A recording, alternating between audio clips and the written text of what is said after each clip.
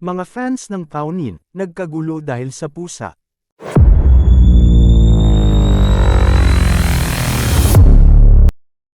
Kahit wala na talaga sina Paolo Avellino at Janine Gutierrez at matagal na nga silang break, ayaw pa ring manahimik ng Paunin fans.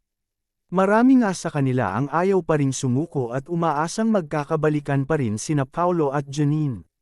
Pero mukhang malabo nang mangyari yon. Si Paolo kasi, obvious na may something na with Kim Chiu. Si Janine naman, exclusively dating na sa Lavender Fields, leading man niyang si Jericho Rosales. Anyway, sa ilang DM, direct messages, sa amin ng ibang Paunin fans. Nagkakagulo raw sila dahil sa post ni Janine ng pictures, na ang isang araw ay may pusa na hawak ng isang lalaki.